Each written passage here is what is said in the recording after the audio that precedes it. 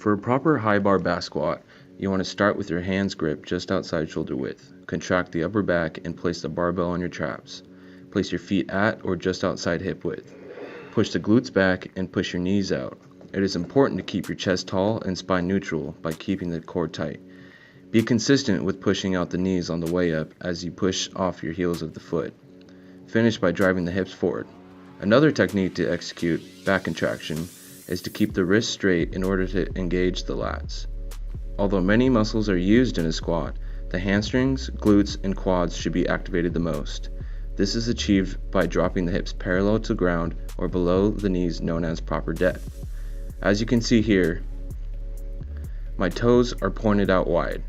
Some people will have a biomechanical advantage by placing toes out wide in order to line the foot, lower leg, and femur in line with the acetabulum of the pelvis.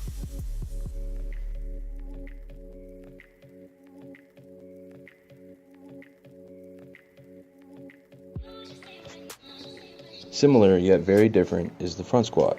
There are a few differences, but the key here is that the movement is quad dominant rather than glute and hamstring dominant, which is found in the back squat. Here you want to grip the bar with the hands up and just outside the shoulders. The barbell should rest between the anterior deltoids and the clavicles. Make sure you have 3 fingers of contact with the bar and the pinky fingers can be resting. The main goal here is to consistently keep the elbows up and inside. This becomes much more difficult as one goes up in weight, so to help with driving the elbows upwards, you can flex the chest, which will forcibly guide the elbows up. If one lacks wrist flexibility, you can cross the arms and have each hand placed on top of the bar at the opposite shoulder.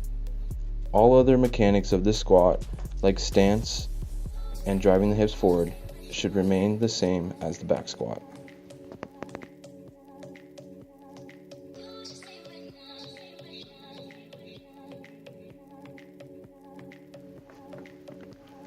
The Romanian deadlift, commonly known as the RDL, is a perfect glute and hamstring exercise to help with the hip hinge.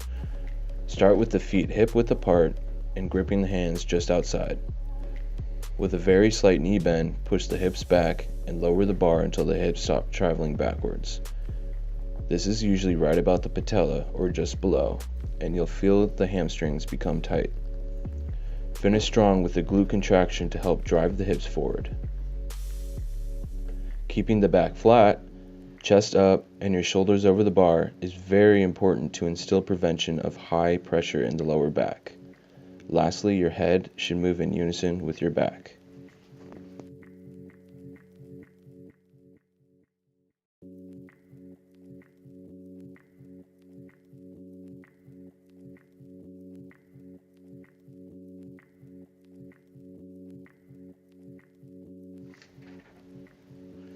A proper bench press must consistently have 5 points of contact: the head, shoulders, glutes, and each foot on the ground.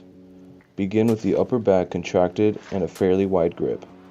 Lower the bar below the nipple line, touch your chest or reach 90 degrees at the arm, and push directly upwards.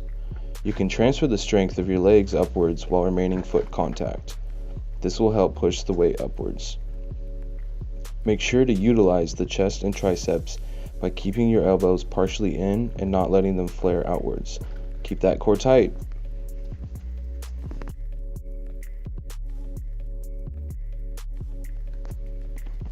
Onto Olympic lifts. Here's the push jerk.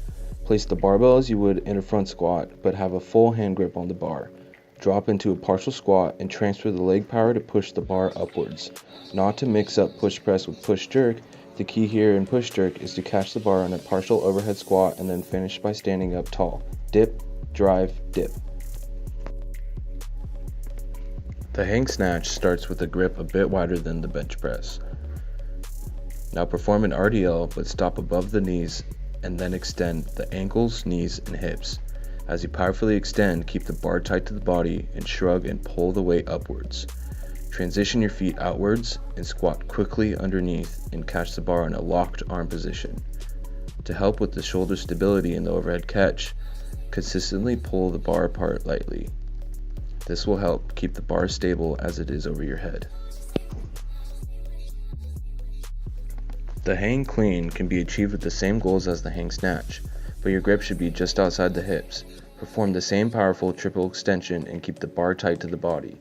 As you jump with the weight, you still want to transition the feet outwards for the squat positioning. The goal here is to drive the elbows violently upwards to meet the bar and catch in a proper front squat position. When spotting bench press, ask the lifter how many reps they will perform and if they would like a lift off. If they do, ask for a countdown and lift the bar off into a ready position. Assist by following the bar in an alternated grip. Help up during the bridge of fail and rack the weight against the back of the rack.